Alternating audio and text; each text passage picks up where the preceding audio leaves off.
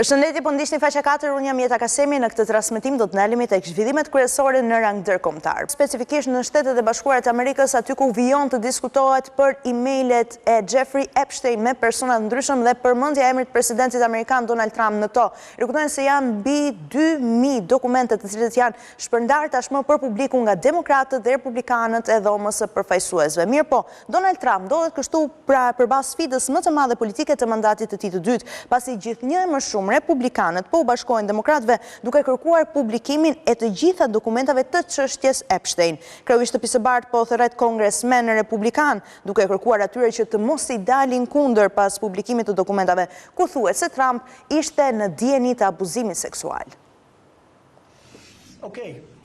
Presidenti amerikan Donald Trump gjendet përballë sfidës më të madhe politike të mandatit të tij të dytë pasi përpjekjet e kreut të shtëpisë së bardhë për të bindur dy kongresmena republikanë për të rreqjen e mbështetjes së tyre për një peticion që do cillte publikimin e të gjitha dosjeve të rastit të Jeffrey Epstein, duket se kanë dështuar. New York Times raporton se Lauren Boebert, kongresmenja republikane nga Colorado, ka refuzuar të tërheqë firmën e saj për publikimin e këtyre dokumentave, edhe pasi u ftua në shtëpinë e bardhë ku Trump i kërkoi personalisht të tërhiqej. Vizita ndodhi pak orë pasi demokratët në komisionin e mbikëqyrjes publikuan një sër emailësh nga dosja Epstein, të cilat sugjeronin se presidenti mund të ketë ditur më shumë për trafikimin e vajzave të mitura se sa kishte pranuar më herët. Në njërin prej emailëve, Epstein, financieri dhe abuzuesi seksual me të mitër që kreu vetvrasje në burg në vitin 2019, shkruante se Trump e dinte për vajzat. Ky mesazh konsiderohet si dëshmi se Trump kishte informacion mbi abuzimin seksual të vajzave të mitura nga Epstein dhe miqtë e tij. New York Times shkruan se shtëpia e bardhë tentoi të përdorte ndërmjetës si prokurore Pam Bondi dhe drejtori i FBI-s Kash Patel për të bindur kongresmenën republikane Boebert që të riqte mbështetjen e dhënë prej saj në Kongres për publikimin e këtyre dokumentave.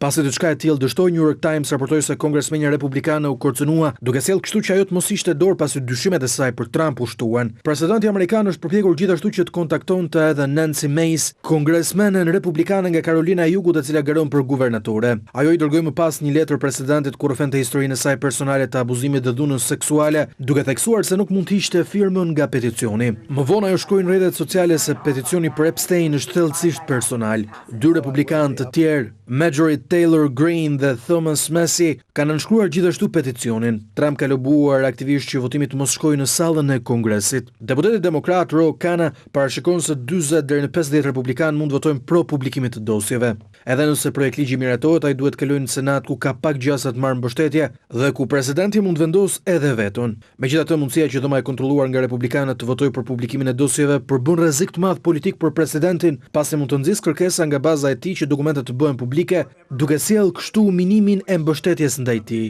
Zëdhënësja e shtëpisë së bardhë Caroline Leavitt i quajti publikimet një fushat shpërqendrimi nga demokratët dhe media liberale.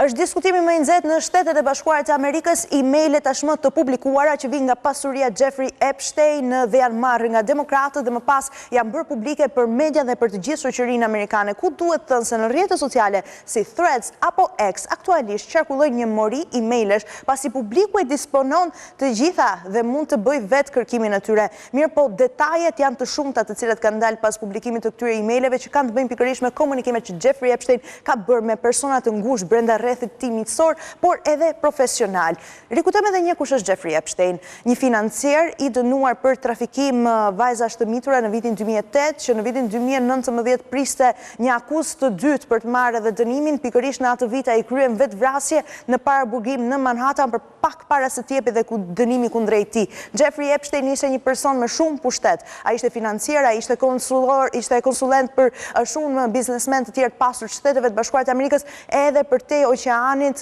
në Europë, por duhet thënë njëkohësisht se Jeffrey Epstein mendohet se ka pasur njerëzit më të pushtetshëm si pjesë e miqësisë së tij dhe përpasoj në shoqërinë amerikane diskutohet një listë klientësh e mundshme të gjithë personave që kanë paguar Jeffrey Epstein për të kryer marrëdhënie seksuale me vajza të mitura. Ky është i gjithë skandali, i cili po zgjen aktualisht, ku do doja të rikujtoja se fillimisht ishte Elon Musk, ai që përmendi se Donald Trump është pjesë e listës e dosjes Epstein dhe përpasoj kjo e fundit nuk shfaqet për publikun. Dhe ja ku jemi sot, republikanët brenda dhomës së përfaqësuesve mund t'i bashkojnë peticionet të demokratëve në mënyrë që dosja Epstein të bëhet e gjitha publike. Në dosjen Epstein mendohet se ndër tjera ka edhe një listë klientësh që më parë Departamenti i Drejtësisë në Shtetet e Bashkuara të Amerikës ka deklaruar se nuk ekziston. Mirë po emailët tregojnë se Jeffrey Epstein, njëkohësisht i kishte sytë edhe drejt gjeopolitikës apo diplomacisë së huaj të jashtme, pasi ai kishte kontakte të vazhdueshme me persona mjaft të rëndësishëm, si për shembull në Këshillin e Kombeve, dhe tentonte në fakt që le të themi të luante gurët për politikën e Shteteve të Bashkuara të Amerikës në lidhje me vende të tjera. Si për shembull, një email tashmë i cili daton në qershor 2018 nga Jeffrey Epstein, drejtuar Thorbjørn Jagland, është ish kryeministri i Norvegjisë në atë kohë, ishte dhe drejtuesi i Këshillit të Evropës në kohën e shkëmbimit, duke se i sugjeron Thorbjørn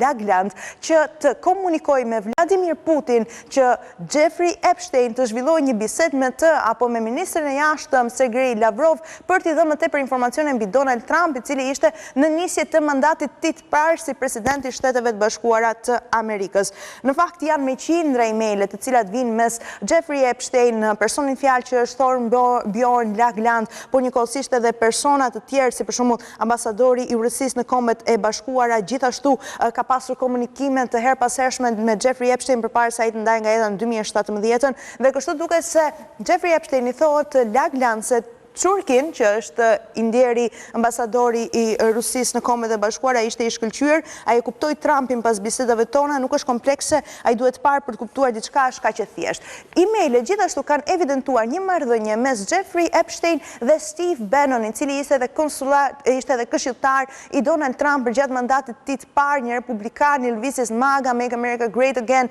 një person publik i cili gjithashtu e ka mbështetur Donald Trump në hapjet plotë dhe në thirrjet plota. Dhe duket se Jeffrey Epstein dhe Steve Bannon vazhdimisht këshillonin njëri tjetrin, madje Jeffrey Epstein ka shkruar një listë të gjithë personave të rëndësishëm, lider të vendeve të botës apo edhe në pozicione të rëndësishme diplomatike kundrejt Steve Bannon, në mënyrë që ti dispononte, pra ti jepte Steve Bannon mundësinë që të komunikonte drejt për drejt, kokë më kokë me këta persona për të fortësuar lidhjet e tij me Europën. Në atë kohë duhet thënë se Jeffrey Epstein i kishte prishur marrëdhëniet me Donald Trump, më parë ata kishin qenë miq dhe janë parë në disa evente së bashku. Donald Trump nëpërmjet zyrës së tij, zëdhënëses së tij, por edhe vetë publikisht në rrjetet sociale ka deklaruar se nuk ka pasur miqësi me Jeffrey Epstein, nuk ka qenë në pronat e tij, në shtëpinë e tij apo në ishujt e tij, nuk ka fluturuar me avionin e tij privat, por i ka prishur marrëdhëniet kur Jeffrey Epstein duke se tentonte që të merrte të rekrutonte punojëset nga Mar-a-Lago, kompleksi i presidentit amerikan në Florida, për kompanitë e tij, dhe bëhet fjalë për vajzat mitura të cilat më pas trafikoheshin në ishujt e Jeffrey Epstein. Një ndërto është Virginia Giuffre, e cila është ndarë nga jeta këtë vit 2025 dhe kjo e fundit ka publikuar një libër autobiografik ku rrëfen të gjitha detajet. Virginia Giuffre në librin e saj nuk e ka akuzuar asnjëherë Donald Trump për përfshirje në aktivitet kriminal apo për abuzim seksual me vajza, dhe vetë përmendja e emrit Donald Trump, e cila është me mira herë në të gjitha 2000 dokumenta që vijnë nga pasuria e Jeffrey Epstein, nuk do të thotë se presidenti amerikan ka kryer një vepër kriminale, mirë po duhet thënë se kjo ka çuar në ngritjen e teorive konspirative dhe asaj flakës së madhe online. Virginia Giuffre ka akuzuar drejt për drejt princin Andrew, i cili ka hequr dorë nga të gjitha postet e tij mbretërore, për abuzim seksual në 3 raste dhe i ka evidentuar ato në librin e saj autobiografik tashmë i dalë në shitje. Njëkohësisht Virginia Giuffre ka folur edhe për abuzimin seksuale nga lider të shteteve të ndryshme të botës, duke qenë në fakt mjaft le themi jo e qartë për personat në fjalë. Teksa flasim për këto emaile, në rastin e princit Andrew, i cili tashmë ka hequr dorë nga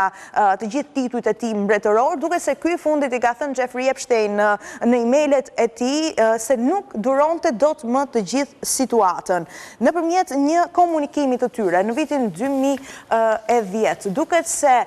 Princi Andrew dhe Jeffrey Epstein kanë një marrëdhënie shumë të ngushtë me njëri tjetrin, dhe duket se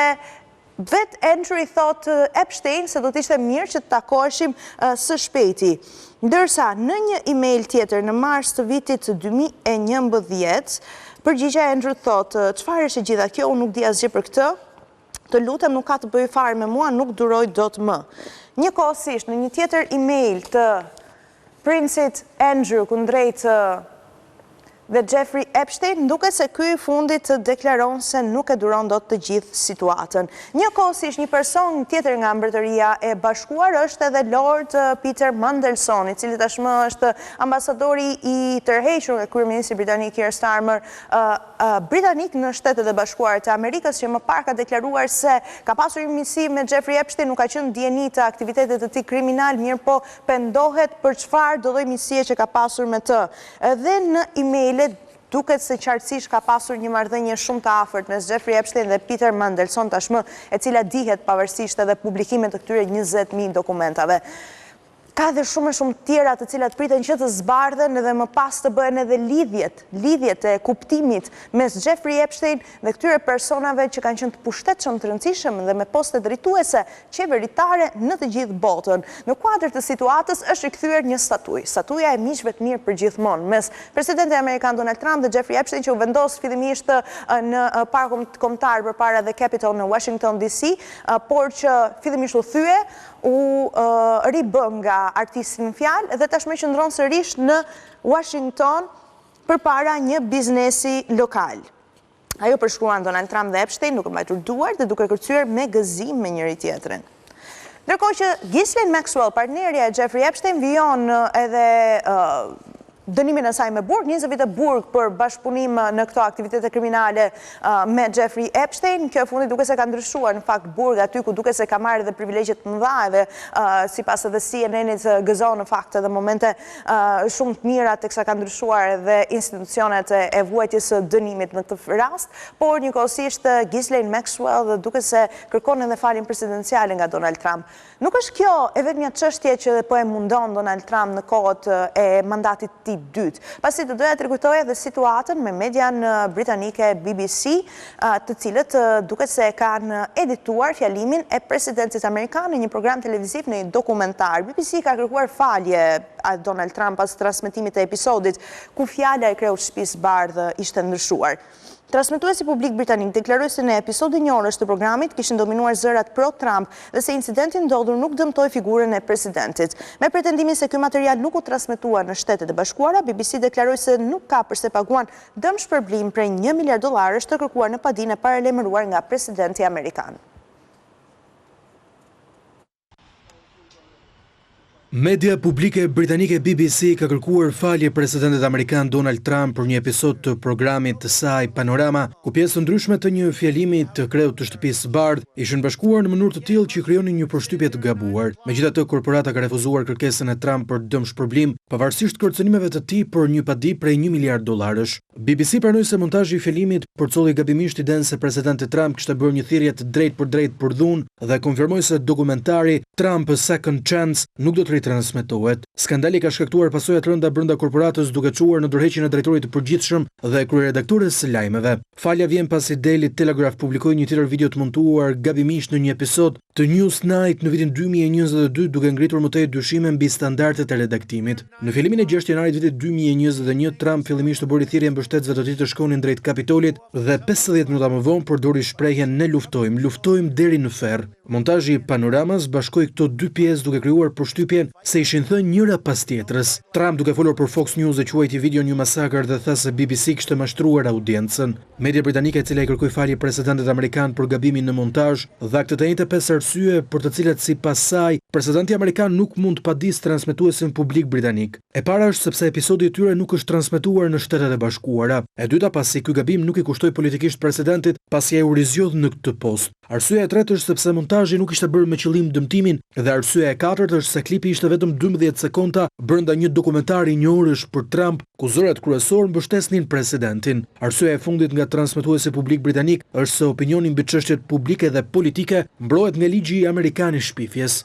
Presidenti amerikan, i cili ka akuzuar median britanike për shtrëmbrim të zvërtetës, e ka dërguar një dokument BBC ku i kërkon $1 miliard dëmshpërblim ose në të kundërt, çështja do të përfundojë në gjykatë për marrjen e këtij dëmshpërblimi nëpërmjet avokatëve të tij.